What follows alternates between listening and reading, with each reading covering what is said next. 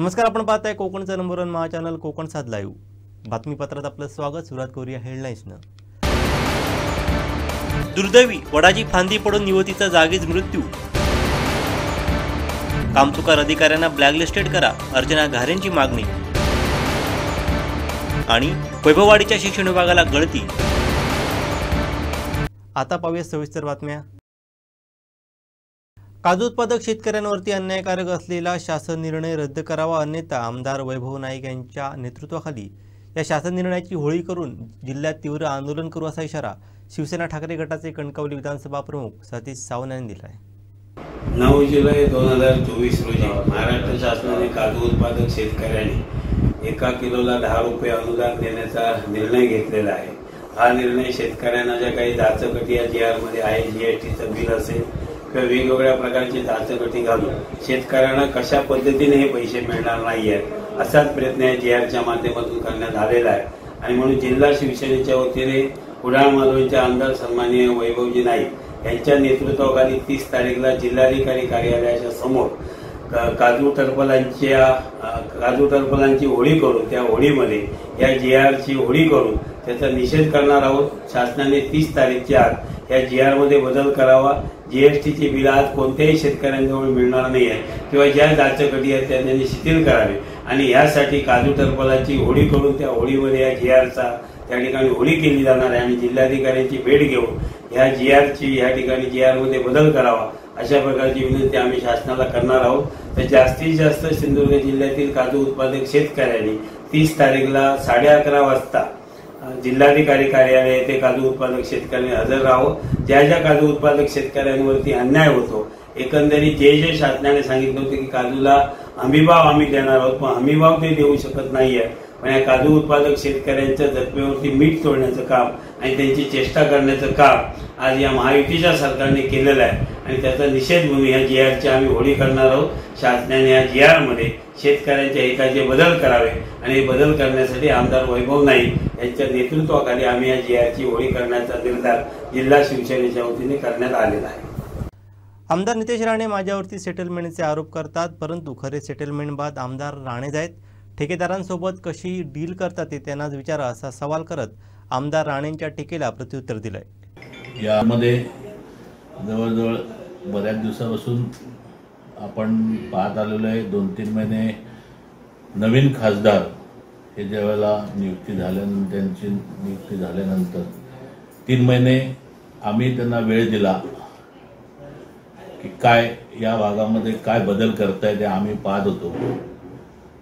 पण मला अतिशय खेदाने पण सांगायचंय आणि त्यांनाही प्रश्न विचारायचा आहे की तुम्ही खासदार होण्याच्या आधी ज्यावेळेला राज्यसभेवर होता त्यावेळेला जर त्यांची स्मरणशक्ती चांगली असेल तर त्यांनी स्मरणशक्तीवर ताण द्यावा आणि इथे त्यांनी एक गरजूंची योजना, घरकुल योजनेचा शुभारंभ केला होता, त्याचं भूमिपूजन केलं होतं, जी पंतप्रधान आवास योजना.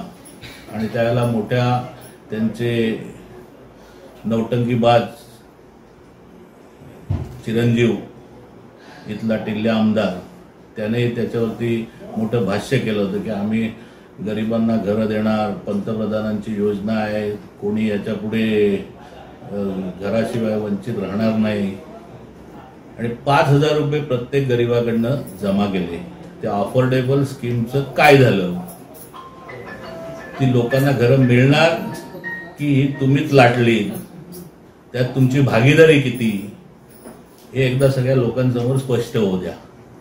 म्हणजे मंत्री असताना तर एकही क्लस्टरचा तुम्ही उद्योग आणू शकला नाहीत, एकही तुम्ही स्मॉल स्केल इंडस्ट्री, सूक्ष्म लघु मध्यम मधलं कुठल्याच खात्याचा काही तुम्ही उद्योग आणू शकला नाही.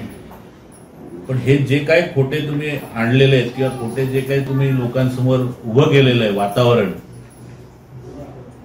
आणि आज लोकांना ज्या भूलतापा देऊन किंवा लोकांना ज्या प्रकारे आमिष देऊन धमक्या देऊन जो तुम्ही विजय संपादन केलाय तर तो लोकांच्या सत्कारणी लागू द्या. जर कोण या भागाचं ज्यावेळेला तुम्ही नेतृत्व करताय की या भागामधून ज्यावेळेला तुम्हाला जनतेकडनं तुम्ही विजय संपादन करून आज तुम्ही खासदार झालाय, त्या खासदारकीतून या जनतेचा विकास होईल अशी आम्ही तुमच्याकडनं अपेक्षा करायची की नाही, हा सर्वात मोठा प्रश्नचिन्ह आहे. की परत राणे परिवारापुरतच काम करणार आहात ते तरी एकदा जनतेला समजू द्या.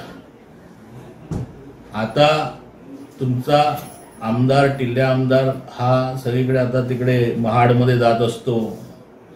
हल्ली जसं काय राष्ट्रीय स्वराज्य संघाचा मोठा झेंडा घेतल्यासारखा संपूर्ण याच्यात फिरत असतो आणि हिंदूंचा कैवारी असल्यावर की मोठ्या मोठ्या वल्गना करत असतो. पण स्वतःच्या मतदारसंघामध्ये जी काही स्टंटबाजी करतो, म्हणून मी त्याला स्टंटबाज म्हणतो, जी काही स्टंटबाजी करतो, ज्या वेळेला महाशिवरात्र होती, मोठा महादेवाचा पुतळा उभा केला आणि जसं काय शिवभक्त असल्यासारखं स्वतःचा आव आणला आणि या जनतेला दाखवलं की मी किती हिंदूंचा कैवारी आणि मी किती हिंदूंसाठी काम करतो, देवी देवतांचं मी पूजन करतो. पण मला वाटतं थोडी तरी त्यांना जर बौद्धिक त्यांची क्षमता असेल तर त्यांनी हे लक्षात ठेवलं पाहिजे की ज्या वेळेला तुम्ही असे मोठे स्टॅच्यू किंवा जे काही पुतळे आपण उभे करतो ते जर परमनंट नसतील, टेम्पररी असतील, तर त्यांचा विधिवत लगेच त्यांचं विसर्जन पूजन करून त्यांचं विधिवत उतरवावे लागतात. आज देवगडमध्ये पावसाळ्यात तो थर्माकोलचा पुतळा कोलमडून रस्त्यावर पडला, त्याचे तुकडे झाले. हीच तुमची हिंदूंबद्दल असलेली भावना आहे का? हीच तुमचे देवदेवतांच्यावरती असलेलं प्रेम आहे का? हे स्टंटबाजी बंद करा. जनतेला तुमचा खरा चेहरा दिसलेला आहे. हा स्टंटबाज आमदार आहे आणि हा नेहमी असेच स्टंट करतो. आज देवगडच्या जनतेलाही समजलेलं आहे की याला देवी देवतांचं काही प्रेम नाही, फक्त आज भारतीय जनता पक्षामध्ये आहे. संघाचं कुठेतरी आपल्याला पाठबळ मिळालं पाहिजे, RSSचा आशीर्वाद मिळाला पाहिजे, म्हणून ही जी काय स्टंटबाजी करतोय याच्यावरती कोणत्याही प्रकारे लोक विश्वास ठेवणार नाहीत. येत्या 3 महिन्यात हा काय टक्केवारीचा त्याचा खेळ आहे, मग तो भुईबावड्याचा घाट असेल किंवा तिकडचे असेल, या भागीदारी म्हणून जे काही त्याने कमवलंय ही त्याची शेवटची वेळ आहे. याच्यानंतर त्याला घरी बसायचं हे त्याने नक्की लक्षात ठेवावं.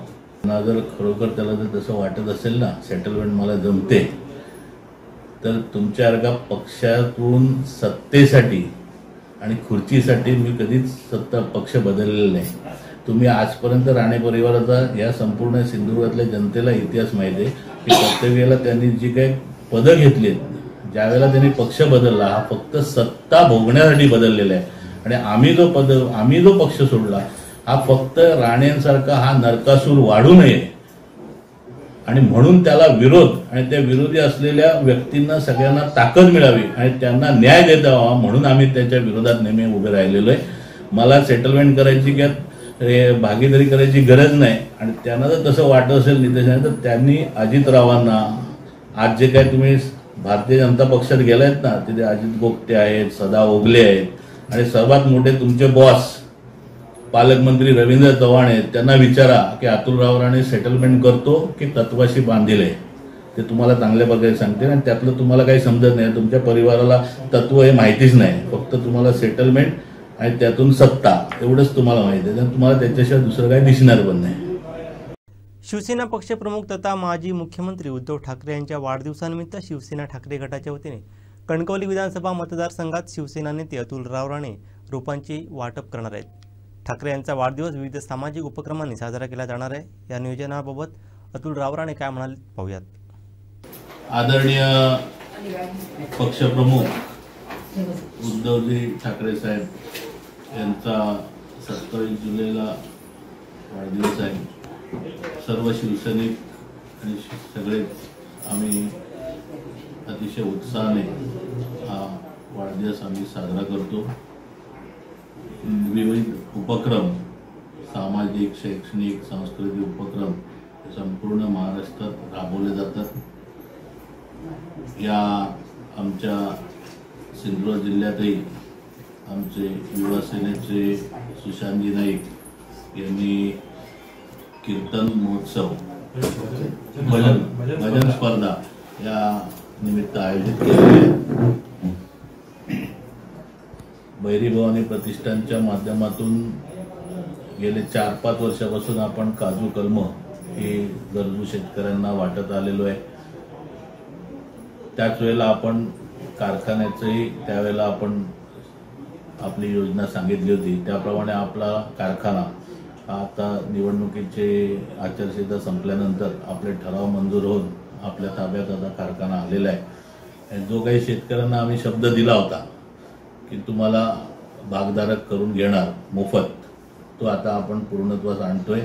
लवकरच आपण सर्व जे शेतकरी ज्यांनी त्यावेळेला आमच्याकडनं काजू कलमं घेतली होती आणि त्यावेळेला ते शेतकऱ्यांना आपण त्यावेळेला त्यांनी लाभ घेतला होता त्या बळीराजा आत्मसन्मान योजनेचा, त्या सर्वांना आपण विनामूल्य भागधारक कारखान्यामध्ये करून घेणार आहोत। यावर्षी आता उद्धव साहेबांच्या वाढदिवसानिमित्त त्यांच्या 63व्या वाढदिवसाला आपण 6300 काजूची कलम 7 नंबर जातीची ही आपण या भागामध्ये पूर्ण विधानसभेमध्ये देणार आहोत। प्रत्येक विभागवार गेल्या 15 ते 20 दिवस किंवा महिनाभर ही योजना आम्ही चालू ठेवणार आहोत। ज्या प्रत्येक विभागातून जशी शेतकऱ्यांची नोंद येईल तशी त्या भागात सगळीकडे योजना काजू कलमांचं वाटप केलं जाईल। नेते मंडळी सक्षम आहेत याच्यावर निर्णय घेण्यासाठी आणि ते ठरवतील ना, आपण काम करायचं, बरोबर ना?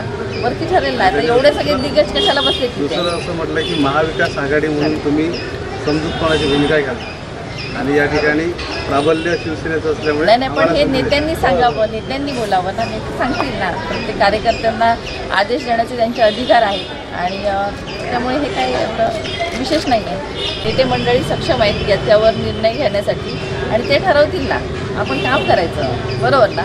वरती ठरेल ना, तर एवढे सगळे दिग्गज कशाला बसले? दुसरं असं म्हटलं की महाविकास आघाडी म्हणून तुम्ही समजूतपणाची भूमिका घाला आणि या ठिकाणी प्राबल्य शिवसेनेचं असल्यामुळे नाही, पण हे नेत्यांनी सांगावं, नेत्यांनी बोलावं ना, नेते सांगतील ना। प्रत्येक कार्यकर्त्यांना आदेश देण्याचे त्यांचे अधिकार आहेत आणि त्यामुळे हे काही एवढं विशेष नाही आहे। तळवडे येथील कॉलेज वयीन युवतीवरती वडाचं झाड पडून तिचा जागीच मृत्यू झालाय। सायली सतीश धुरी असं त्या युवतीचं नाव असून ती 12वीत शिक्षण घेत होती। जनता विद्यालय कनिष्ठ महाविद्यालय तळवडेची ती विद्यार्थिनी होती। घरी जात असताना वडाचं झाड अंगावरती पडून ती मृत्युमुखी पडली। तळवडे येथील कॉलेज वयीन युवतीवरती वडाचं झाड पडून तिचा जागीच मृत्यू झाला।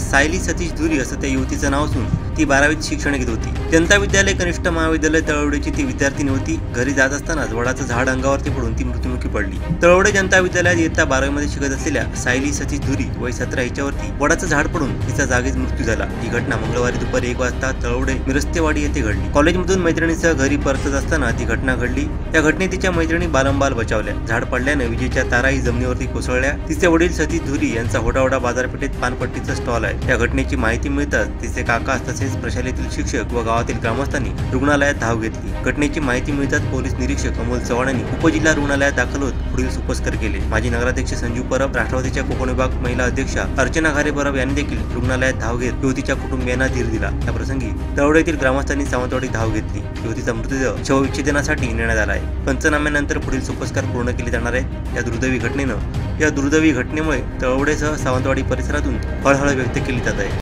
मालवण बस स्थानक परिसरातील सांडपाण्यामुळे लगतचे नागरिक हैराण झाले आहेत। एसटी प्रशासनानं वारंवार दुर्लक्ष केल्याने माजी नगरसेवक यतीन खोत, मंदार केणी, शिल्पा खोत यांनी अधिकाऱ्यांना जाब विचारला। मालवण बस स्थानक परिसरातील सांडपाण्यामुळे लगतचे नागरिक हैराण झाले आहेत। एसटी प्रशासनानं वारंवार दुर्लक्ष केल्याने माजी नगरसेवक यतीन खोत, मंदार केणी, शिल्पा खोत यांनी अधिकाऱ्यांना जाब विचारला। माजी नगरसेवक यतीन खोत आणि शिवसेना ठाकरे गटाच्या युवती सेना कुडाळ मालवण समन्वयक शिल्पा खोत, भाई कासवकर यांसह नागरिकांनी मालवण एसटी प्रशासनाची भेट घेतली। मला सध्याचा विषय माहिती नाही काय आहे सध्याची अडचण, हे झाड तोडणार आहे त्यामुळे पाणी अडवतं एवढं मला माहिती आहे। ते झाडाचा ऍक्च्युअली विषय त्या तसं काय नाही, पाण्याचा विषय वेगळा आहे। इकडनं पाणी सोडलं जातं, ते गटर आहे ना, गटर आता काय करतात तुमच्या ज्या गाड्या वॉश करतात त्यांचं सगळं ते पाणी आहे ना ते सगळं त्या गटारात उतरतं। आपण जाऊया काय? मालवण बस स्थानक परिसरात कोणत्याही प्रकारे स्वच्छता नाही। तिथे असणारं सांडपाणी रस्त्यावर येत आहे। शिवाय लगतच्या विहिरीमध्ये सांडपाणी जात असल्यानं विहिरीचे पाणी खराब झाले आहे। सांडपाण्याचा निचरा व्हावा असं कोणतंही नियोजन आपण केलं नाही। संपूर्ण बस स्थानक परिसरात असणारं सांडपाणी यतीन खोत यांनी अधिकाऱ्यांना दाखवून दिलं। शिवाय जागोजागी कचऱ्याचे ढीग आहेत। नागरिकांचे आरोग्य धोक्यात आलं आहे।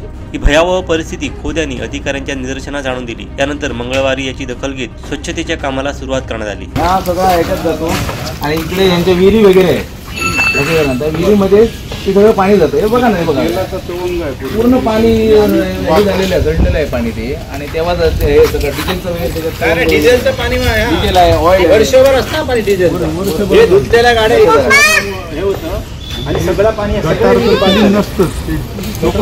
हा कसा आहे साहेब माहिती आहे तुम्हाला सांगतो, हा तसा एकदम गंभीर विषय आहे. लक्षात घ्या, हे चाललंय बरोबर नाही ना.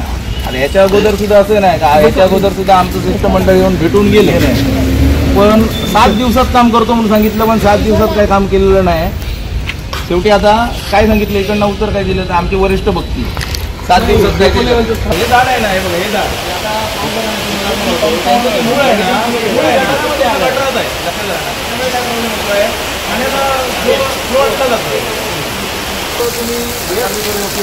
मुळापासून तोडला खांद्याला तोडले ना, खांद्या तोडले तर ते आणि गटारात काय करावं लागणार तुम्हाला, पूर्ण टाकावं लागणार. आणि गटारात मुळं आहेत त्याची, त्यामुळे पाणी थांबवलं गेलेलाच नाही. इथे प्रॉब्लेम काय होतो, इकडे डिसिजन मेकर कोण नाही. ही आता विचारतात, त्यांना काय उत्तर द्यायला समजत नाही. हे झाड कोण, त्याचं काही गरज नाही.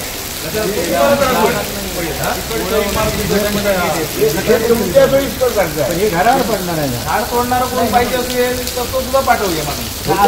किनारपट्टी भागातील विद्युत वाहिन्या भूमिगत होणार आहेत. यासाठी केंद्र सरकारनं 1200 कोटींचा निधी दिलाय. नारायण राणे खासदार झाल्यानं प्रथमच एवढा निधी आला. वैभव नाईक, विनायक राऊत यांनी आमदार खासदार निधी व्यतिरिक्त कुठचाही निधी आणला नाही आणि आणूही शकत नाही असा टोला जिल्हा नियोजन समिती सदस्य अशोक सावंत यांनी लगावला आहे. वैभव नाईक यांनी मालवणच्या किनाऱ्याला भूमिगत विद्युत वाहिन्या होणार अशी बातमी दिलेली आहे पेपरला. आज सिंधुदुर्ग जिल्ह्याचे अधीक्षक अशोक साळुंके यांची मी भेट घेतली आणि भेट घेतल्यानंतर संपूर्ण माहिती या ठिकाणी कळाली. या भूमिगत योजना किंवा इतर ज्या संपूर्ण जिल्ह्यामध्ये जवळजवळ देवगड, आचरा, वेंगुर्ला आणि मालवण ह्या किनारपट्टीमध्ये ह्या भूमिगत संपूर्ण जिल्ह्यामध्ये भूमिगत योजना होणार आहे. आणि हा सर्व निधी या ठिकाणी केंद्र सरकारचा निधी आहे आणि 1200 कोटी रुपये याला सिंधुदुर्ग जिल्ह्यातला मिळणार आहेत. आणि ह्या संपूर्ण जिल्ह्यामध्ये ह्या योजना राबवल्या जाणार आहेत. आता ह्या योजनेमध्ये सबस्टेशन, मोठं सबस्टेशन ज्या ठिकाणी लाईट जाते, वारंवार जात असते, त्या ठिकाणी सबस्टेशन घेतली जाणार आहेत. या ठिकाणी विद्युत वाहिनी ज्या ठिकाणी किनारपट्टी आहे ती पोल नादुरुस्त होतात, त्या ठिकाणी पोल बदलले जाणार आहेत. पोल बदली भूमिगत त्या ठिकाणी समुद्र किनारा पूर्णपणे केला जाणार आहे. या ठिकाणी जे ट्रान्सफॉर्मर कमी व्होल्टेजचे आहेत ते बदलले जाणार आहेत. RDSS आणि आपत्ती सौम्यीकरण ह्या 2 योजना आहेत आणि ह्या 2 योजनेला 1200 कोटी रुपये खर्च होणार आहेत. आणि या योजनेची माहिती भेटल्यानंतर वैभव नाईकनी हे आपण स्वतः मंजूर केलं असं ते सांगताय. मी त्यांना असं सांगतोय की या ठिकाणी केंद्र सरकारमध्ये ज्या वेळेस आदरणीय राणेसाहेब केंद्रात गेले त्याच्यानंतर हा निधीचा योग चालू झाला. या ठिकाणी केंद्र सरकारनी जी योजना करतायत या भविष्याच्या योजना आहेत. म्हणून या ठिकाणी 1200 कोटी वैभव नाईक आणि खासदार विनायक राऊत हे आमदार फंड आणि खासदार फंड पलीकडे ह्या जिल्ह्यात कुठलाही 10 वर्षात फंड आणलेला नाही. त्यांनी सांगावं की आम्ही हा वेगळा फंड आणला. आता या जिल्ह्यामध्ये खासदार आदरणीय नारायण राणे साहेब आहेत, केंद्रातल्या योजना आणतायत. या ठिकाणी पालकमंत्री आदरणीय रवींद्र चव्हाण साहेब आहेत. ह्या महाराष्ट्रातल्या ज्या योजना आहेत ह्या जिल्ह्यामध्ये ते आणतायत. आदरणीय निलेश राणे ह्या कुडाळ मालवण मतदारसंघाचा सातत्याने पाठपुरावा करतायत. जिल्हा नियोजनची 4 दिवसापूर्वी मीटिंग झाली.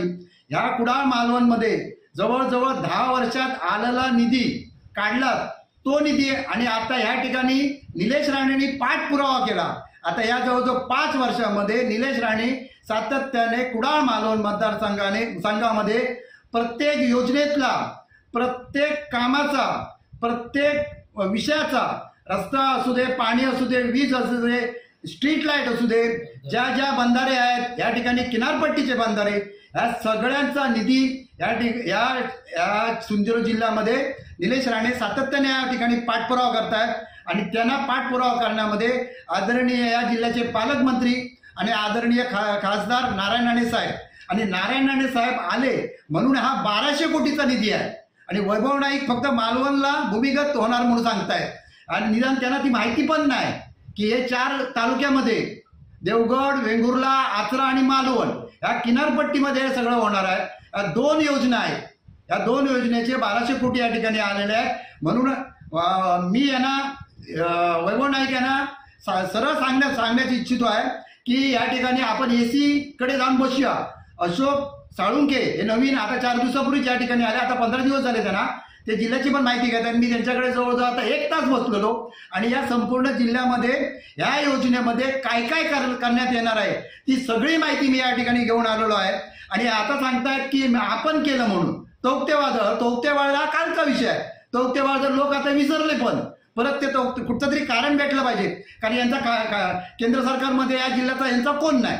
आमदारकीला आता काल मतदान झालं 40,000चं आम्ही मताधिक्य घेतलं आहे मतदारसंघामध्ये. म्हणून वैभव नाईक यांच्या खोटं बोलण्याची जी पद्धत आहे, खोटी पत्र देणे, खोटं बोलणे किंवा आपण स्वतः काहीतरी केलं. आजपर्यंत आम्ही काय पत्रकार परिषद घेत नव्हतो, परंतु 15-1 वर्ष आपण महावितरणचं काम करतोय या ठिकाणी. त्या महावितरणमध्ये जे कंत्राटी कामगार आहेत त्यांचं काम करत असताना संपूर्ण महावितरणमध्ये घडामोडी ज्या असतात त्या मला सगळ्या माहीत असल्यामुळे हे संपूर्ण विषय मला माहिती आहे. या जिल्ह्यामध्ये संपूर्ण सुधारीकरण होणार आहे, सुधारित होणार आहे हा जिल्हा. विद्युत जी असते अत्यंत गरजेची वस्तू आहे, गरजेचा विषय आहे या ठिकाणी. त्याच्यासाठी हे संपूर्ण योजना या ठिकाणी केंद्र सरकार राबवत आहे आणि याचा पाठपुरावा आदरणीय या जिल्ह्याचे खासदार आदरणीय राणे साहेब, या जिल्ह्याचे पालकमंत्री आदरणीय रवींद्र चव्हाण साहेब, तसेच या ठिकाणी कुडाळ मालवण मतदारसंघाचे पाठपुरावा करणारे गेल्या 5 वर्षात पाठपुरावा करणारे आदरणीय आमचे निलेश राणे साहेब करत आहेत. म्हणून वैभव नाईकांना मी स्पष्ट सांगतो की एसींच्या ऑफिसमध्ये जाऊन बैठक घेऊया आणि समोरासमोर कोणी निधी आणला, किती आणला, काय आणला ही सगळी माहिती आपण समोरासमोर करूया. एवढी मी त्यांना आव्हान देतो या ठिकाणी. मी नावेली, रेवटेवाडी व केणीवाडीत गेले 15 दिवस बत्ती गुल आहे. महावितरण अधिकाऱ्यांना सांगून निवेदन देऊन देखील विद्युत प्रवाह पूर्ववत न झाल्यानं संतप्त नागरिकांनी आज सावंतवाडी महावितरण कार्यालयाला धडक दिली.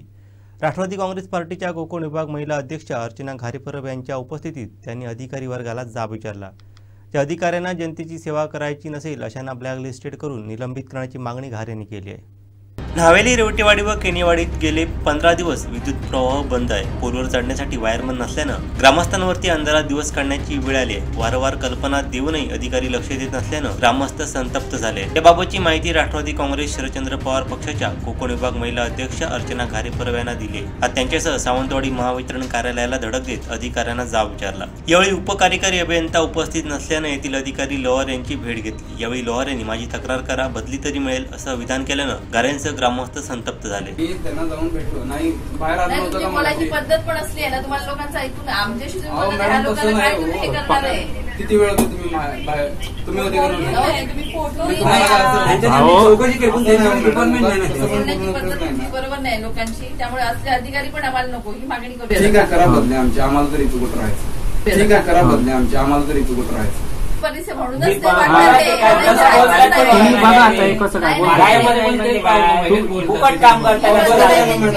जोवरती अधिकारी येत नाहीत व विद्युत प्रवाह पूर्ववत करत नाही तोवरती हलणार नाही असा आक्रमक पवित्रा घेतला. अखेर उपकार्यकारी अभियंता कुमार चव्हाण यांनी अर्चना घारे यांची फोनवरून संवाद साधला. आजच्या दिवसात विद्युत प्रवाह सुरू करून देतो अशी ग्वाही चव्हाण यांनी दिली. यानंतर ग्रामस्थांनी कार्यालयातून बाहेर पडण्याचा निर्णय घेतला. केवळ वीज बिल आकारण्यासाठी मंडळी येतात, माणसं नाहीत, त्यात आमचा काही दोष. 15 दिवस लाईट नाही, आम्ही करायचं काय? माणसं नाहीत म्हणून आमची बिलं कमी करणार का असा सवाल ग्रामस्थांनी उपस्थित केला. तर गावाला पूर्णवेळ वायरमन नेमण्याची मागणी यावेळी केली. यादवला वारंवार आम्ही सांगून त्यांनी आमच्याकडे लाईटचा दुर्लक्षच केलेलं आहे. म्हणजे पूर्णपणे 29 तारखेपर्यंत आजपर्यंत ही लाईटच नाही. लाईट 1 फेस न घालून तो 2 फेसला पाठवतोय. म्हणजे सिंगल लाईन घेऊन तो डबल लाईनला पाठवतोय. त्याच्यामुळे पॉवर सप्लाय कायमच्या स्वरूपी कमी जास्त दाबाने येतोय. त्यामुळे इतर म्हणजे वायर लाईनमनची लाईनही खाली येत आहेत किंवा पोल मोडलेले आहेत, त्याच्यावरती काही ॲक्शन घेत नाही. अधिकाऱ्यांना सांगितल्यानंतर काय उत्तर तुम्हाला मिळालं? अधिकाऱ्याला त्या आपल्या सावंतवाडी ऑफिसला अधिकारी कोणतेही भेटला नाही. म्हणून आम्ही अर्चनाताई घारेंना भेटलो. 15 दिवसात आम्ही करतोय. आम्ही त्यांना निवेदनं पण दिली आहेत. त्यांना आम्ही जाऊन भेटलो यादव साहेबांना हे सांगितलं आहे आम्ही तुमच्या 4 दिवसात हे लाईट पेटवतो. 2 दिवस लाईट पेटली आधी झाली आणि परत लाईट बंद झाली. आणि महत्त्वाचं बोलायचं म्हणजे आमच्या आता 3 वाडीची समस्या आहे. 3 वाडीमध्ये असं आहे की 15 दिवस झाले लाईटच नाही. लोक अक्षरशः लहान मुलं आहेत सर्व हे ओपाळू झाले आहेत आणि यांना फोन केला असेल ना तर ते फोन पण उचलत नाही. एक अधिकारी पण फोन उचलत नाही. निष्काळजीपणे सगळा भोंगळ कारभार चालू आहे. त्याची तात्काळ ही दक्षता यांनी घ्यावी. नाहीतर कायमस्वरूपी आम्हाला वायरमॅनची गरज आहे. वायरमॅन नसेल तर काही काम करू नये. अपघाती काहीतरी झालं तर कोण बंद करू शकत नाही. याच्या आधी वायरमॅन गावामध्ये होता किंवा कसं काय? हो होता, गावामध्ये होता. त्याने राजीनामा दिला आणि त्याच्या नियुक्ती पद कोणाला नाही दिलं. साधारण किती वायरमॅन साधारण होतं 6-7 महिने होतं, आता नाही आहे. आणि ते परत असं आहे की पोल जे आहेत ना ते दुरवस्थेत आहे पूर्णपणे. आणि परत ते पोल ना पडलेले तेच कट करून ना त्याच्यावर खाली खड्डा मारून परत ते पुरले जात आहेत. वायरी लोंबच्या आहेत, निष्काळजीपणे आहेत. आणि मेन लाईन आहे ना त्याच्यावर झाडं झुडपं आले आहेत. एक पण दुष्काळ म्हणजे सगळं भागात ना नाशे हे झालेले आहेत पूर्ण टोटल. दरम्यान अर्चना खारे परब म्हणाल्या गेली 15 दिवस हे ग्रामस्थ अंधारात आहेत. अधिकारी वर्ग यांना दाद देत नाहीत. उडवाउडवीची उत्तरे दिली जातात. ग्राहकांची सेवा ही महावितरणची जबाबदारी आहे. त्यामुळे ज्या अधिकाऱ्यांना लोकांची कामं करायची नसतील त्यांना तात्काळ ब्लॅकलिस्टमध्ये टाकून निलंबित करा अशी मागणी करणार असल्याचं त्यांनी सांगितलं. आता ही सगळी न्हावेली, केनीवाडी, रेवटेवाडीची ग्रामस्थ आणि तरुण मंडळी इथे आपण बघतोय आलेली आहेत. सकाळपासून इथे आलेली आहेत आणि आपला कामधंदा रोजगार जे गोव्याला जाणारी बरीचशी मुलं आहेत त्यामध्ये ते सगळं सोडून ते इथे आलेत. आणि अतिशय त्यांचं म्हणणं ऐकलं आणि त्यांच्या ज्या मागण्या आहेत त्या ऐकून इतकं म्हणजे अधिकाऱ्यांबद्दल संताप आला. आम्ही सगळेजण मग इथे आलो MSCBमध्ये. इथे आल्यानंतर आम्ही त्यांचं सगळं मागणं त्यांच्याकडे सांगितलं की त्यांना 15 दिवस लाईट नाही आहे, सारखी जाते येते. प्लस तिथले जे पोल आहेत ते लोंबकळलेल्या अवस्थेत आहेत. असं टेम्पररी त्याला नुसतं टेकू दिलेलं आहे. ते कधी पण पडू शकतात. एखाद्याला शॉक लागू शकतो. दुर्दैवी घटना एखादी त्याच्यातनं घडू शकते. त्यामुळे आम्ही इथे अधिकाऱ्यांना विचारलं तर अधिकाऱ्यांची इथे एकतर मेन अधिकारी इथे नव्हते, त्यांचे फोन लागत नव्हते. नंतर जे होते लोहार त्यांना आम्ही भेटलो तर ते म्हणाले तो माझ्याकडे भाग नाही आहे आणि मी आता काय करणार अशी त्यांची उत्तरं आहेत. म्हणजे यांना लोकांचं ऐकून घ्यायचं. त्यांच्याबद्दल इतके 7-7, 8-8 वर्ष ते इथे नोकऱ्या करतात. त्यांना या मातीतल्या लोकांबद्दल जर प्रेम वाटत नसेल, एवढं ह्या मातीने भरभरून त्यांना दिलं, इथे नोकऱ्या करतात, पगार मिळतात, पण त्यांना अजिबात लोकांबद्दल आस्था नाही आहे. ते म्हणाले बरं होईल माझी तक्रार केली तर म्हणजे मी दुसरीकडे तरी माझी बदली होईल असं त्यांची उत्तरं होती. म्हणजे जर ह्या अधिकाऱ्यांना इथे कामच करायचं नाही, बदल्या होण्यासाठी जर ते काम करत असतील, एखाद्याने कंप्लेंट करावी मग माझी बदली होणार, मग मी दुसरीकडे जाणार, तर असल्या अधिकाऱ्यांना ब्लॅकलिस्ट करा ना. कशाला पाहिजेत असले अधिकारी? त्यामुळे आमची मागणी तर ही राहील की हे अधिकारी ज्यांना काम करायचं नाही त्यांना पहिलं ब्लॅकलिस्ट करा, त्यांना निलंबित करा, त्यांना काढून टाका, त्यांच्यावर कारवाई करा. ही आमची सगळ्यात पहिली मागणी आहे. आणि हे तर वायरमन हा विषय तातडीचा करणं गरजेचं आहे. त्यामुळे जे एक्झिक्युटिव्ह इंजिनियर आहे दिनोरे त्यांच्याशी बोलणं झालं. ते म्हणाले आम्ही तातडीने त्याच्यावर कारवाई करतो आणि तातडीने आम्हाला वायरमन देतोय म्हणून त्यांनी सांगितलं 1 तासात लाईट येईल. पण हे टेम्पररी सोल्युशन झालं, त्याच्यावर परमनंट सोल्युशन निघालं पाहिजे. ज्या पोल खराब अवस्थेत आहे त्यांची तातडीने दुरुस्ती झाली पाहिजे, तिथल्या लाईन्स क्लिअर झाल्या पाहिजेत, ही आमची मागणी आहे. आणि त्याच्यासाठी हे ग्रामस्थ लढा देत आहे. वाईट वाटतं की हे सगळेजण आज कामधंदा सोडून इथे आलेत. उपोषण करायचं म्हणत होते, पण म्हटलं उपोषण का सारखं आपणच का आपल्या उपोषण करत बसायचं? त्याच्यावर ॲक्शन व्हायला पाहिजे. फक्त उपोषण हे सोल्युशन नाही आहे, यांच्यावर ॲक्शन झालीच पाहिजे आणि ह्या अधिकाऱ्यांवर कारवाई झाली पाहिजे. हे सगळ्यात महत्त्वाचं आणि ते आम्ही लावून धरणार आहोत. आणि या अधिकाऱ्यांना त्यांनी त्यांचं प्रामाणिकपणे काम केलं तर काय होणार आहे? जे आहे त्याच्यामध्ये तुम्ही करा ना काम. जर आता एखादा वायरमन नसेल तर कुठून अवेलेबल करा. तुमचे ते इंटरनल जे आहेत यंत्रणा ती तुम्ही वापरू शकता, पण ह्याचं त्यांना गांभीर्य नाही आहे. आणि खरंच आपली कोकणची लोकं अशी सगळी गरीब म्हणजे स्वभावाने, पण खरंच त्यांना इतका त्यांच्या स्वभावाचा गैरफायदा घेतला जातो आहे आणि अतिशय त्यांना हाल अपेष्ट आणि अतिशय संकटाचा सामना करावा लागतो असं वाटतं. याप्रसंगी राष्ट्रवादीचे शहराध्यक्ष देवेंद्र टेमकर, ॲडव्होकेट सायली दुबाशी, विदायतुल्ला खान, पूजा दळवी, बाबल्या दुबाशी, ऋत्विक परब, ग्रामस्थ सागर जाधव, रावजी पारसेकर, सर्वेश नाईक, सुनील नाईक, संदेश सावंत, अशोक परब, सकाराम नाईक, सुनील परब, प्रभाकर नाईक, सिद्धेश सावंत, राजन नागवेकर, रोहित जाधव, सुंदर झोरे, अक्षय काकतकर आदी उपस्थित होते. नवीन पिढी घडवण्याचं काम करणाऱ्या शिक्षकांचा कारभार चालणाऱ्या शिक्षण विभागालाच गळती लागली आहे. संपूर्ण कार्यालय प्लॅस्टिक कागद पसरवून कागदपत्रे झाकून ठेवण्याची वेळ वैभववाडी तालुक्यातील शिक्षण विभागावरती आली आहे. शिक्षण मंत्र्यांच्या जिल्ह्यातच शिक्षण विभागाच्या या अवस्थेनं विरोधकांच्या हातात आयतच कोलीद मिळणार आहे. वैभववाडी तालुक्यात शिक्षण विभागाचं कार्यालय आहे। यामध्ये सर्व शिक्षण अभियान व शालेय शिक्षण विभागाचं कामकाज चालतं। या दोन्ही विभागांतर्गत 10 ते 15 अधिकारी व कर्मचारी इथं कार्यरत आहेत। तालुक्याच्या गट शिक्षण अधिकाऱ्यांचं दालनही याच इमारतीत आहे। संपूर्ण तालुक्याच्या शिक्षण विभागाचं हे एकच कार्यालय असल्यानं महत्त्वाची कागदपत्र पुस्तके इथेच आहेत। या इमारतीचं सन 2004 साली बांधकाम झालं होतं। आता संपूर्ण इमारतीला गळती लागली आहे। त्यामुळे सर्वत्र प्लास्टिक कागद पसरवून कागदपत्रे पुस्तके ठेवली आहेत। गळतीमुळे संपूर्ण इमारत मोडकळी झाली आहे। इमारतीतील खिडक्या पावसाच्या पाण्यामुळे कुजल्या आहेत। गळतीमुळे विद्युत उपकरणांमध्ये पाणी गेल्यानं शॉक लागत आहे। त्यामुळे ही सर्व उपकरणं बंद ठेवावी लागली आहेत। विशेष म्हणजे गट शिक्षणाधिकारी यांचं दालन यातून सुटलं नाही। त्यांच्या दालनातील छतावर प्लास्टिक कागद अंतरावं लागत आहे। इथे काम करणारे अधिकारी कर्मचारी जीव मुठीत घेऊन काम करीत आहेत। या इमारतीपासून 50 मीटर अंतरावरती पंचायत समितीची सुसज्ज इमारत उभी आहे। ती वापराविना पडू नये। या इमारतीत हा विभाग स्थलांतरित केल्यास भविष्यात उद्भवणाऱ्या धोक्यातून बचावता तरी येईल। कोणतीही मोठी दुर्घटना होण्यापूर्वी प्रशासनानं जागा होणं गरजेचं आहे।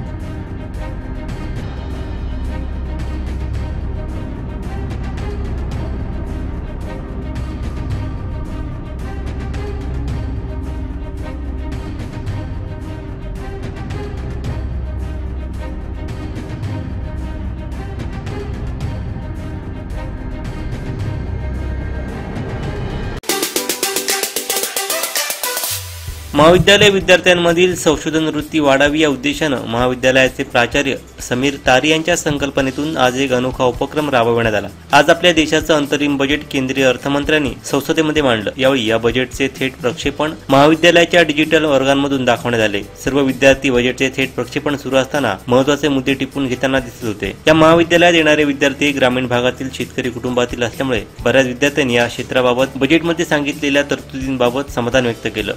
नवीन रोजगार निर्मितीबाबत केलेल्या तरतुदींबाबत विद्यार्थी समाधानी वाटत होते। त्यावेळी प्राध्यापक मयुरी कुंभार, प्राध्यापक सिद्धी कदम, प्राध्यापक सुगंधा पवार, प्राध्यापक कोमल पाटील, प्राध्यापक तामणेकर, प्राध्यापक सावंत उपस्थित होते। नमस्कार। आज आमच्या महाविद्यालयात पुंडलिक अंबाजी कर्ले कला व वाणिज्य महाविद्यालय शिरगाव येथे अंतरिम केंद्रीय बजेट 2024-25 चे लाईव्ह प्रसारण दाखवण्यात आले। माननीय श्रीमती वित्तीय मंत्री निर्मला सीतारामन यांनी या बजेटमध्ये भारतातील गरीब व गरजू जनतेसाठी विशेषतः महिला व शेतकऱ्यांसाठी अनेक कल्याणकारी योजना जाहीर केल्या आहेत। याचा फायदा निश्चित आम्हा महिला म्हणून होणार आहे। तसेच शेतकरी कुटुंबातील आम्ही विद्यार्थी असल्यामुळे शेतकऱ्यांसाठी असणाऱ्या योजनांचाही आम्हाला जास्तीत जास्त फायदा होणार आहे। 2024-25 चे हे बजेट देशातल्या गोरगरिबांसाठी व गरजू जनतेसाठी फायद्याचे ठरणार आहे। मी प्राध्यापिका मयुरी कुंभार आमच्या पुंडलिक अंबाजी कर्ले कला व वाणिज्य महाविद्यालयामध्ये आज 2024-25 च्या केंद्रीय बजेटचे लाईव्ह प्रक्षेपण दाखवण्यात आले। हे प्रक्षेपण दाखवण्यामागचा आमचा उद्देश हाच होता की आमच्या विद्यार्थ्यांना या बजेटमध्ये जे वेगवेगळ्या तरतुदींचे आयोजन करण्यात आलेलं आहे, ज्या काही योजना आहेत त्या विद्यार्थ्यांना माहीत व्हाव्या। तसेच आजची भावी पिढी उद्योजकतेकडे वळावी, उद्योजकतेमध्ये विकास करावा, अशा विविध हेतूंचा दृष्टिकोन डोळ्यासमोर ठेवून आज हे बजेट आम्ही आमच्या विद्यार्थ्यांना दाखवलं। आणि मला असं वाटतं की भारतासारख्या विकसित देशाला अशा प्रकारच्या बजेटची आवश्यकता होती आणि नक्कीच हे जे बजेट आहे ते येणाऱ्या आर्थिक वर्षासाठी भारतासाठी नक्कीच लाभदायी ठरेल। धन्यवाद। आमचे महाविद्यालय पुंडलिक अंबाजी कर्ले कला व वाणिज्य महाविद्यालय शिरगाव येथे आज 2024-25 च्या बजेटचे लाईव्ह प्रसारण विद्यार्थ्यांसाठी दाखवण्यात आले होते। या प्रसारणामध्ये आमच्या या महाविद्यालयाचा हा हेतू होता की विद्यार्थ्यांना विविध ज्या कल्याणकारी योजना सरकारने राबवलेल्या आहेत तर त्या योजनांच्या निरनिराळ्या तरतुदी ज्या बजेटमध्ये केल्या गेल्या आहेत त्याची माहिती विद्यार्थ्यांना व्हावी आणि त्यांना जास्तीत जास्त त्या योजनांचा लाभ उठवता यावा यासाठी आम्ही ते प्रसारण दाखवलेले होते विद्यार्थ्यांना। आणि सरकारनेही आता जे नवीन बजेट सादर केलेले आहे, आपले जे वित्तमंत्री आहेत निर्मला सीतारामन यांनी आज जे लाईव्ह बजेट सादर केलं त्यामध्ये निरनिराळ्या सुविधा बजेटमध्ये देण्यात आलेल्या आहेत। योजनांमधल्या तरतुदी सांगितलेल्या आहेत। त्यामध्ये जो कर आहे ती कर मर्यादा कमी करण्यात आलेली आहे, उत्पन्न मर्यादा वाढवण्यात आलेली आहे, शिवाय शेतकऱ्यांसाठी महिलांसाठी निरनिराळ्या आर्थिक योजनांची तरतूद केली आहे। निश्चितच हे जे बजेट आहे हे सगळ्याच भारतीयांना फायदेशीर ठरणार आहे। आज आमच्या पुंडलिक अंबाजी कर्ले कला व वाणिज्य महाविद्यालय शिरगाव येथे केंद्रीय बजेट 2024-25चे लाईव्ह प्रक्षेपण दाखवण्यात आले। या बजेटमध्ये अनेक फायदेशीर गोष्टी, फायदेशीर तरतुदी किंवा फायदेशीर योजना मांडण्यात आल्या होत्या। त्यापैकी युवकांसाठी असणाऱ्या काही विशेष योजना, महिलांसाठी असणाऱ्या काही विशेष योजना, भारतातील शेतकरी वर्गासाठी असणाऱ्या काही विशेष योजना नमूद करण्यात आल्या।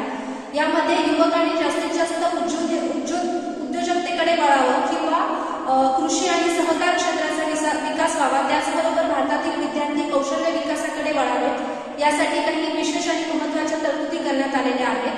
आणि आगामी काळासाठी, आगामी युवकांसाठी हे बजेट नक्कीच फायदेशीर ठरणार आहे।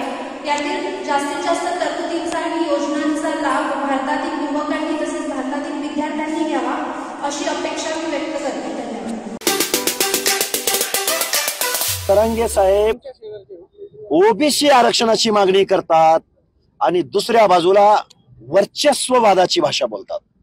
बघून घेईन, काय म्हणतात, बघून घेईन, कसा निवडून येतोय बघू।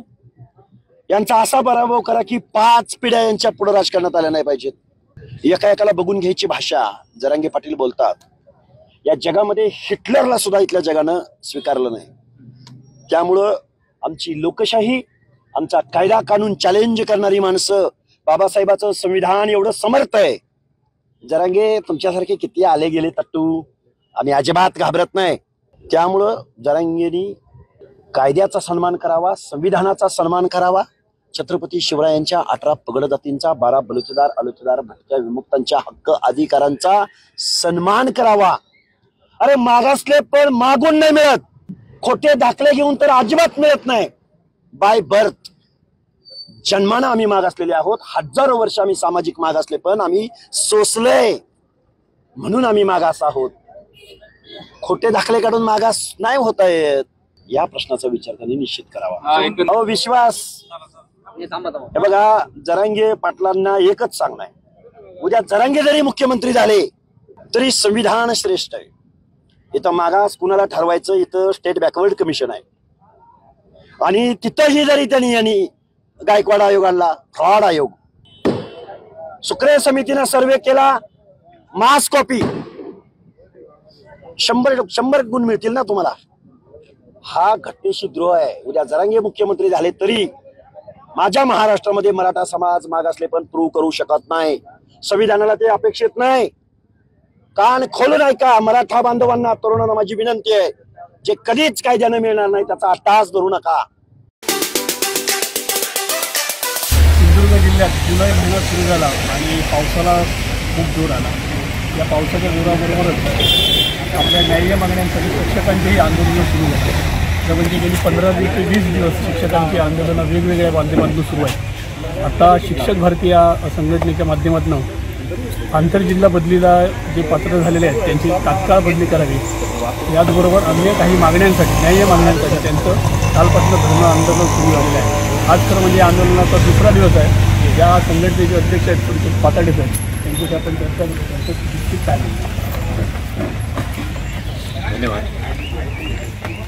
आज महाराष्ट्र राज्य प्राथमिक शिक्षक भारती शाखा सिंधुदुर्गच्या वतीनं सिंधुदुर्ग जिल्ह्यातील तमाम शिक्षक बांधवांच्या 23 मागण्यांसाठी काल 22 जुलैपासून या ठिकाणी आमच्या संघटनेच्या वतीनं बेमुदत धरणे आंदोलन केलं आहे। यापूर्वी आम्ही 9 जुलै रोजी हे एक लक्षवेधी धरणे आंदोलन केलेलं होतं आणि या धरणे आंदोलनातून प्रशासनाला आम्ही आमच्या 23 मागण्यांचं निवेदन प्रशासनाला सादर केलं होतं आणि त्याचवेळी आम्ही सांगितलेलं होतं की प्रशासनाने याबाबत सकारात्मक भूमिका घ्यावी आणि आमच्या मागण्यांकडे त्यांनी लक्ष देऊन त्या सोडवण्यासाठी संघटनेला आणि शिक्षकांना एक दिलासा द्यावा अशा प्रकारची विनंती प्रशासनाला केली।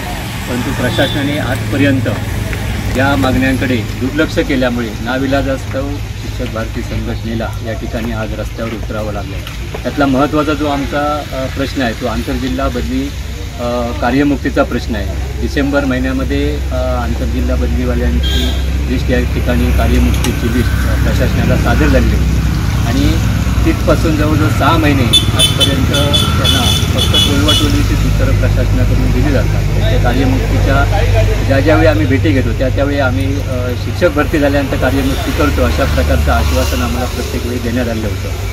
परंतु 23 मे आणि 24 मेला सिंधुदुर्ग जिल्ह्यामध्ये 546 शिक्षकांची भरती या ठिकाणी झाली आणि ती भरती झाल्यानंतर आम्ही प्रशासनाला पुन्हा विनंती केली की आता भरती झाली आहे त्यावेळी आपल्याकडे 147 आंतरजिल्हा बदली धारक शिक्षकांची जिल्ह्यातून आपल्या स्वजिल्ह्यामध्ये जाण्यासाठी त्यांची बदली राज्य शासनावरून झालेली आहे आणि त्यांना कार्यमुक्त करावं अशी विनंती केली. त्यावेळी त्यांनी आपण जिल्हांतर्गत बदल्या करतो आणि नंतर भरती प्रक्रिया राबवल्यानंतर करतो अशा प्रकारची टोलवाटोलीची उत्तरं दिल्यामुळे आजपर्यंत त्यांची भरती झालेली नाही, जिल्हांतर्गत बदली झाली आहे. त्यामुळे आज आमची प्रामुख्याने मागणी आहे की या भरती करण्यापूर्वी शासनाचं पत्र होतं की जे इच्छुक शिक्षक आहेत जिल्हांतर्गत बदलीसाठी त्यांची बदली प्रक्रिया राबवा आणि भरती प्रक्रिया करा. परंतु 21 मेला या ठिकाणी फक्त प्रशासनाकडून या ठिकाणी दिशाभूल करणारीच फक्त जिल्हांतर्गत बदली प्रक्रिया राबवली गेली आणि त्यातून या ठिकाणी कोणत्याही प्रकारची जिल्हांतर्गत बदली न करता भरती प्रक्रिया केली. त्यावेळीसुद्धा आमचा आक्षेप त्या ठिकाणी नव्हता, कारण सिंधुदुर्ग जिल्ह्यातील जी आपल्या गोरगरीब विद्यार्थ्यांची ग्रामस्थ या ग्रामीण भागामधील मुलं या ठिकाणी ज्या शाळेमध्ये काम करतात त्या शाळेतील शैक्षणिक गुणवत्तेसाठी त्यांचं शैक्षणिक नुकसान होऊ नये म्हणून प्रशासनाने भरती केली. त्यामुळे आम्ही प्रशासनाचं अभिनंदनसुद्धा केलं. परंतु त्याबरोबर या जिल्ह्यामध्ये काम करत असणारे गेले 20 वर्ष 15 वर्ष या अवघड क्षेत्रामध्ये काम करत आहेत, ज्या ठिकाणी अनफिट लेडीज योग्य नसते, शाळा योग्य नसते, त्या शाळेवर सुद्धा त्या ठिकाणी महिला आमच्या भगिनी काम करत आहेत, त्यांचीसुद्धा कुठेतरी व्यवस्था सोय आपण करावी अशा प्रकारची विनंती प्रशासनाला केली. परंतु प्रशासनाने त्याकडे दुर्लक्ष केलं आणि पुन्हा आता 18/6चा नवीन शासन निर्णय बदलीच्या संदर्भात आलेला आहे. त्यावेळीसुद्धा आम्ही प्रशासनाची भेट घेऊन त्यांना सांगितलं की जिल्हांतर्गत बदल्या करा, कारण आता 206 लोक पुन्हा या ठिकाणी जिल्हा भरतीच्या प्रक्रियेमध्ये आहेत. त्यांच्यापूर्वी या ठिकाणी जिल्हांतर्गत बदली प्रक्रिया जी आपण 21 मेला बदली प्रक्रिया केला ती रद्द करून नव्याने बदली प्रक्रिया राबवावी अशी आजही आमची मागणी आहे. आणि ही बदली प्रक्रिया राबवण्यापूर्वी आंतरजिल्हा बदली बांधवांना कार्यमुक्त करा आणि त्यांच्या शाळा या बदलीसाठी ज्या इच्छुक शिक्षक जिल्ह्यातील आहेत त्यांना त्यांच्या शाळा दाखवण्यात याव्यात अशी आजही आमची मागणी आहे. परंतु कालपासून आंदोलन या ठिकाणी सुरू असताना सुद्धा प्रशासनाने याकडे अजिबात लक्ष दिले नाही. प्रशासनाकडून कोणत्याही प्रकारचे मेसेज या ठिकाणी आम्हाला मिळालेले नाही की तुम्ही चर्चेसाठी या. आजपर्यंत 23 मागण्या या प्रशासनाच्या प्रलंबित बाबीमुळे किंवा प्रशासनाच्या ताळदखलपणामुळे आज 23 मागण्या शिक्षकांच्या प्रलंबित राहिलेल्या आहेत आणि या 23 मागण्या ज्या आहेत त्या मागण्या आम्ही प्रशासनापुढे वारंवार मागणी करूनसुद्धा त्याकडे दुर्लक्ष केल्यामुळे आज आम्हाला या सगळ्या शिक्षकांना आपल्या न्यायी हक्कासाठी रस्त्यावर उतरावं लागलेलं आहे. त्यामुळे आजही जर प्रशासनाने याची दखल या सगळ्या मागण्यांची घेतली नाही, सकारात्मक प्रशासनाने चर्चा केली नाही, तरी जोपर्यंत प्रशासन सकारात्मक चर्चा आणि लेखीपत्र या आंतरजिल्हा बदली धारकांना आम्ही अमुक तारीखला कार्यमुक्त करतो अशा प्रकारचं लेखीपत्र आणि ज्या आमच्या 23 मागण्या आहेत त्या संदर्भातलं प्रत्येक मुद्द्यावाईज लेखीपत्र कार्यवाहीचं पत्र आम्हाला देत नाही तोपर्यंत आम्ही आज हे आंदोलन कायम सुरू या ठिकाणी ठेवणार आहोत आणि कुठेही मागे हटणार नाही. त्यामुळे शिक्षक भारती संघटनेच्या वतीनं आम्ही आज निर्धार केला. त्यामुळे प्रशासनाने विनंती आहे सन्माननीय मुख्य कार्यकारी अधिकारी, सन्माननीय शिक्षणाधिकारी यांना आमच्या सगळ्या शिक्षक बांधवांच्या वतीनं हात जोडून विनंती आहे की त्यांनी या मागण्याकडे सकारात्मक दृष्टिकोनातून पाहावं आणि आमच्या ज्या मागण्या आहेत त्या मागण्या लवकरात लवकर या ठिकाणी पूर्ण करून देण्यासाठी चर्चा करावी आणि लेखी आश्वासन या ठिकाणी आम्हाला द्यावं अशी आम्ही प्रशासनाच्या वतीने त्यांना विनंती करतो. आणि या ठिकाणी आपण सर्वजण या ठिकाणी जे शिलेदार या ठिकाणी शिक्षक या आंदोलनामध्ये सहभागी झाले आहेत त्या सगळ्यांना मी धन्यवाद देतो, प्रशासनाला धन्यवाद देतो आणि आमचा जो प्रश्न या संपूर्ण प्रशासनापर्यंत पोहोचवण्यासाठी आमचे सगळे पत्रकार मित्र, सोशल मीडिया यांनी जे आम्हाला सहकार्य केलं त्या सगळ्या मित्रांना आणि सोशल मीडियाच्या सगळ्या बांधवांना या ठिकाणी धन्यवाद देतो. आणि हे प्रश्न आपण आपल्या माध्यमातून प्रशासनापर्यंत पोहोचवावे अशी आपण सगळ्यांना विनंती. पण प्रशासनाचं असं म्हणणं आहे की हे आचारसंहिता असल्यामुळे ही प्रक्रिया सगळी थांबली. प्रक्रिया करण्यासाठी जो वेळ लागतो तो आत्ता लागतो आणि 21च्या अगोदर आम्ही ही सगळी प्रक्रिया पूर्ण करतो असं प्रशासनाचं म्हणणं. आचारसंहिता या ठिकाणी 26 जुलैला आचारसंहिता 26 जूनला आचारसंहिता या ठिकाणी संपली. 26 जूनपासून जवळजवळ आता 1 महिना या प्रोसेसला लागला. आंतरजिल्हा बदली ही कार्यवाही करायला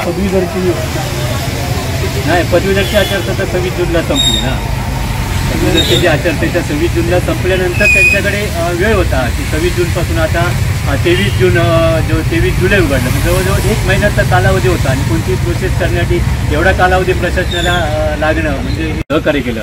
त्या सगळ्या मित्रांना आणि सोशल मीडियाच्या सगळ्या बांधवांना या ठिकाणी धन्यवाद देतो. आणि हे प्रश्न आपण आपल्या माध्यमातून प्रशासनापर्यंत पोहोचवावेत अशी आपल्या सगळ्यांना विनंती. पण प्रशासनाचं असं म्हणणं आहे की हे आचारसंहिता असल्यामुळे ही प्रक्रिया सगळी थांबली. प्रक्रिया करण्यासाठी जो वेळ लागतो तो आत्ता लागतो आणि 21च्या अगोदर आम्ही ही सगळी प्रक्रिया पूर्ण करणार असं प्रशासनाचं म्हणणं. आचारसंहिता या ठिकाणी 26 जुलैला आचारसंहिता 26 जूनला आचारसंहिता या ठिकाणी संपली. 26 जूनपासून जवळजवळ आता 1 महिना या प्रोसेसला लागला. आंतरजिल्हा बदली ही कार्यवाही करायला नाही, पदवीधरची आचारसंहिता 26 जूनला संपली ना. पदवीधरची आचारसंहिता 26 जूनला संपल्यानंतर त्यांच्याकडे वेळ होता की 26 जूनपासून आता 23 जून 23 जुलै उघडलं. जवळजवळ 1 महिन्याचा कालावधी होता आणि कोणती प्रोसेस करण्यासाठी एवढा कालावधी प्रशासनाला लागणं म्हणजे ही दुर्दैवाची गोष्ट आहे. ठीक आहे. हे गेल्या जवळजवळ महिनाभर या ठिकाणी आंदोलनं सुरू आहे. तिथे D.Ed बेरोजगार जे स्थानिक आहेत त्यांचं म्हणणं आहे की आम्हाला स्थानिकांना इथे न्याय मिळाला पाहिजे. गेली 10 ते 12 वर्ष तेही तात्काळ पडलेले आहेत आणि शिक्षकांचे सगळेच प्रश्न असे अडकून पडलेले आहेत आणि याच्यासाठी शिक्षकांना या ठिकाणी रस्त्यावर आंदोलन करावं लागत आहे. ही दुर्दैवाची बाब आहे. शासनाकडे याच्याकडे लवकरच लक्ष द्यावा आणि याचे प्रश्न मिटवावे म्हणजे हे सर्व शिक्षक शाळेत जातील आणि शाळेतील जी मुलं आहेत त्यांना त्यांचं जे अध्यापन अडकून पडते ते पूर्ण करतील. कोकण 7साठी लहू माडेश्वर सिंधुदुर्ग.